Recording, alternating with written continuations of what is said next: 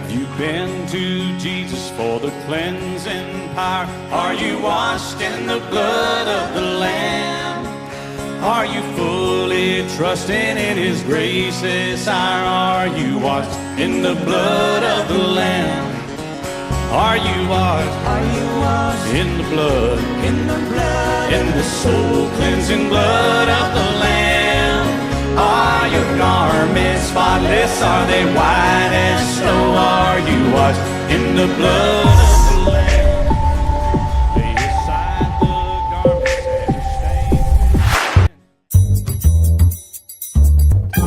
stained. We interrupt this broadcast for a special report. On the 46th anniversary of Roe v. Wade, the New York Senate is voting on a measure that would expand abortion access in the state. The legislation decriminalizes abortion at any stage of pregnancy and allows nurse practitioners, physician assistants, and licensed midwives to legally conduct abortion. We go live to the New York Senate for the final tally on the vote. Announce the results. Ayes 38, nays 24. The bill is passed.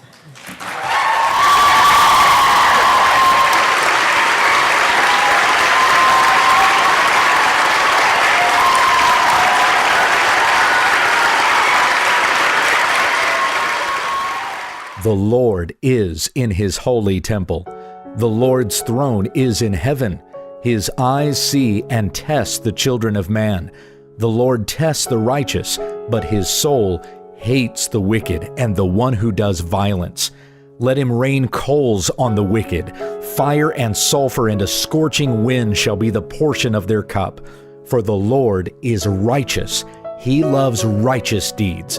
The upright shall behold His face. Psalm 11, 4-7. Save yourselves from this crooked generation. Repent and believe the gospel of Jesus Christ, and you will be saved from the wrath of God when we understand the text. Hey friends, Sean from SGT Report here with an update. First of all, apologies for not posting more often recently. And I think it goes without saying, sometimes we're dealt cards we don't want to be dealt. I know we all have our crosses to bear, but thanks for keeping me and my family in your prayers. And the same goes for those MAGA kids, and Nick Sandmann in particular, who was dealt a horrific hand by the crooked mainstream mockingbird media. You guys already know the real story. These young men had the courage to stand in the face of tyranny. And as a father, let me just say, I would be very proud to call Nick Sandmann my son, and all of those young men who all demonstrated courage and tried to do the right thing while they were the ones under fire for the color of their skin and for their personal politics. And they also did the right thing by marching for life. My friend Tracy Beans and A Plain Truth on YouTube both recently made videos regarding the depravity and pure evil that these minors, these teens, had the courage and moral fortitude to march against: abortion. The one topic that seems to unite the left like no other. And you won't believe what the New York State Senate just did. They just passed what is being called the Reproductive Health Act by a vote of 38-24 on the 46th anniversary of Roe v. Wade. According to the National Review, the bill had already been passed by the state assembly by a 92-47 vote. This heinous bill provides for a permit for abortion at any point during pregnancy if a healthcare practitioner, not even a doctor, deems it necessary for the mother's life or health, meaning all factors including physical, emotional, psychological, familial, and the woman's age, relevant to the well-being of the patient. In other words, abortion will be available up to the time of birth. And this is how the New York State Senate reacted upon passage of this abomination of a bill.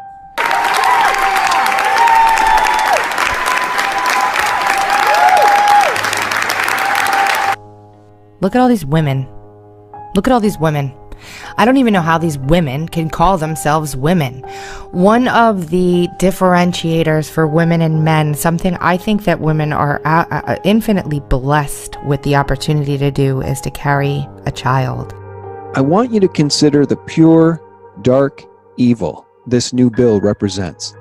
According to the CDC, under New York's already very liberal existing abortion laws, in the year 2015, New York performed 544 abortions for every 1,000 live births. Let that sink in. Now, is it any wonder the liberal Mockingbird mainstream media targeted the Covington Catholic school kids after they marched for life? As CNN and the rest of the globalist whore media misrepresents the truth about what happened outside of the Lincoln Memorial as these teens, these minors, waited for their bus to travel home. The native elder was identified as Nathan Phillips, a member of the Omaha Nation and a Vietnam vet. It has been revealed that Nathan Phillips, who the media portrays as a heroic Native American and Vietnam War vet, has been exposed as not a Vietnam vet. The only thing that freezes Nathan Phillips is one of the refrigerators he was supposed to be repairing while he was AWOL in Nebraska while he was pretending to be a recon ranger in Vietnam. Wait, what?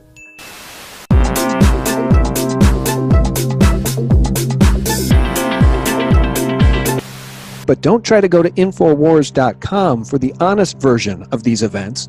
Google is blocking it as a dangerous site that delivers malware. So it's up to Cincinnati.com's Gil Spencer to ask the right questions about Nathan Phillips, and he's got a lot of them. First of all, why did Phillips march up to the Covington Catholic students and start banging his drum instead of walking up to the adults from the black Hebrew Israelites who were viciously insulting not only the white students but members of his own group as well? Did he not hear the epithets the members of this known hate group were shouting at the teenagers? Cincinnati.com contributor Gil Spencer has many other questions for Phillips as well, 14 in all, and you should read them.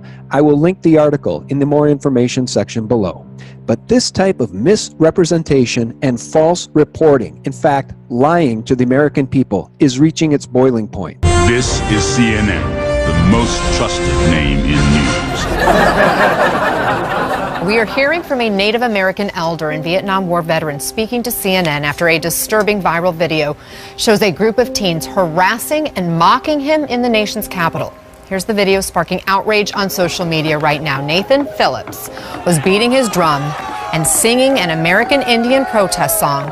And this was on Friday on the steps of the Lincoln Memorial when he saw a clash erupting between a group of teenage students and 4 African American young men preaching about the Bible and oppression. Well, Phillips says he immediately sensed danger. He lied about the kids swarming him. He lied about being blocked. He lied that the kids were looking for trouble, looking for something. He also lied about the students saying, "Build that wall, build that wall." I heard them saying, "Build that wall, build that wall." Not only did he lie about the kids being beasts, targeting old black individuals as prey, the old black individuals turned out to be the ones hurling outright racist and homophobic slurs throughout 2 hours of unedited footage. Even further, he defended the black Hebrew Israelites, claiming it looks like these young men were going to attack these guys. Nathan Phillips didn't just make a mistake though. He goes further, arguing the black Israelites, they were saying some harsh things, but some of it was true too, and that when the students found out there was more truth out there, they were offended. Your president is a homosexual. Kumbaya! Ain't gonna be no peace until blood is shed. This is a bunch of future school shooters. That's right. Y'all got one nigga in the crowd, huh? One nigga in the crowd. One nigga, huh? That's right. Here come Gad. Here come Gad. And now, hero LA trial lawyer Robert Barnes is stepping up to represent the kids who he says were libeled, slandered, and defamed. And he's threatening to sue the New York Times' own Maggie Haberman for libel, along with sleazeball actor Michael Rappaport, who was great in the movie True Romance, written by Quentin Tarantino more than 20 years ago. I don't have a pot to piss in or a window to throw it out. All I got is fucking Floyd. And hasn't been great in much since. You see the video of these Catholic school teenage boys, hand jobs, harassing, getting in the face of these Native American people? Check this out. And in a January 24th interview with InfoWars, Barnes said Maggie Haberman had to know these kids were innocent. The press was waiting and they attacked. It was a deliberate campaign. Barnes says, and I quote, "This was a conspiracy. It was a hit job. It was a hit job on their futures. It was a hit job on their reputations." And Barnes goes on to say, imagine being a 15 or 16-year-old kid. You've never, ever experienced this lefty protest culture before, and you think you're just participating with the drums and participating with the Native American. You conduct yourself with the best possible behavior, and then you go home and you discover that you're the subject of the worst libel campaign of private citizens in U.S. legal history. Meanwhile, the Mockingbird mainstream horror media, the liars, the enemies of the people, ignore that the black Hebrew Israelites hurled profanities and racial slurs at the mostly white Catholic teens. Mainstream media, silent, because it doesn't fit the whites are racist narrative. And now the whole thing is blowing up in their face, and the people who have slandered these private citizens, who are also minors, are now about to pay for their crimes in front of a Kentucky jury. The nice thing about defamation law is that when a particular form of lie or libel is particularly inflammatory, you're allowed to seek what's called per se damages. This means you don't have to prove any individual damages to you. It's just that it's so offensive that the jury gets to assign what those damages are. Those damages can range from $50,000 to $300,000 to, in the Gawker case, millions and millions of dollars. So all these people that have lied and libeled better be checking their bank accounts if they're going to continue to lie and libel of these kids.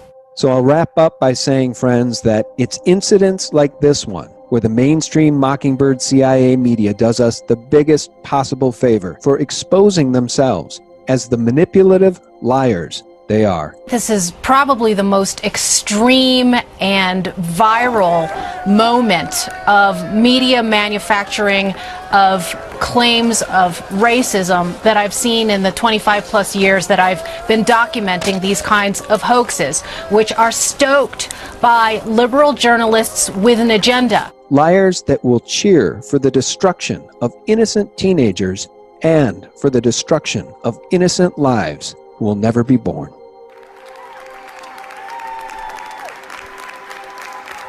Democrats say voters put them in control to pass progressive legislation, and the Reproductive Health Act is one of the first on a long list of bills Republicans can no longer stop. Thanks for watching. And for real news 24/7, visit us at sgtreport.com. God bless.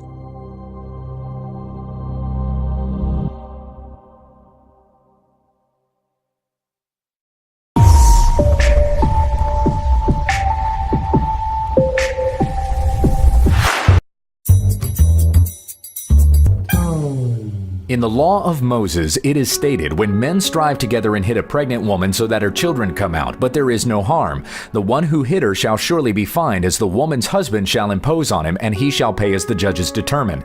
But if there is harm, then you should pay life for life. In his commentary on this passage, John Calvin wrote, "The unborn, though enclosed in the womb of his mother, is already a human being, and it is an almost monstrous crime to rob it of life which it has not yet begun to enjoy.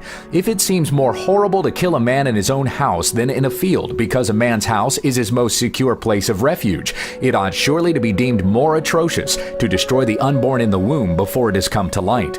The Church has condemned abortion without distinction from its earliest days. As read in the teaching of the 12 apostles known as the Didache, there are two ways, one of life and one of death, and between the two ways there is a great difference. Concerning the way of life, it states, "Do not murder a child by abortion or kill a newborn infant." In 197 AD, Tertullian wrote, "For us, murder is once for all forbidden. So even the child in the womb, while yet the mother's blood is still being drawn on to form the human being, it is not lawful for us to destroy. To forbid birth is only quicker murder. It makes no difference whether one take away the life once born or destroy it as it comes to birth. He is a man who is to be a man. The fruit is always present in the seed."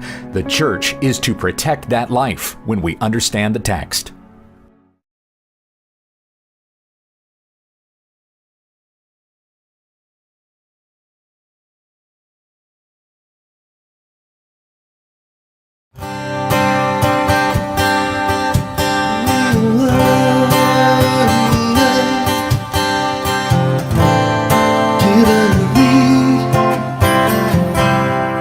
Measuring life, taught to measure.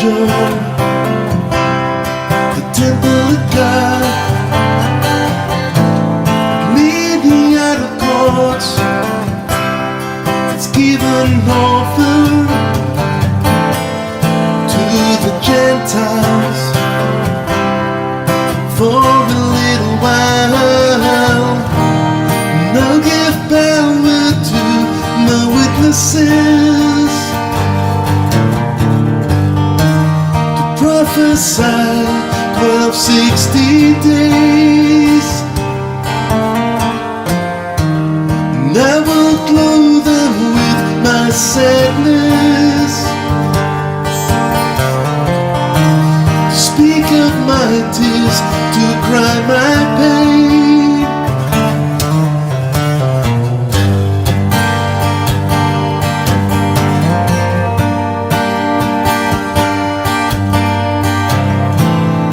They are my olive trees, they are my lampstands. The man will harm them, I will sustain them, because the waters enclose the heavens by my power. Send plagues and fire. When all is said, the beast will slay them. With gloating eyes, man behold them, and celebrate release from torment. The earth rejoice, God's prophets fallen.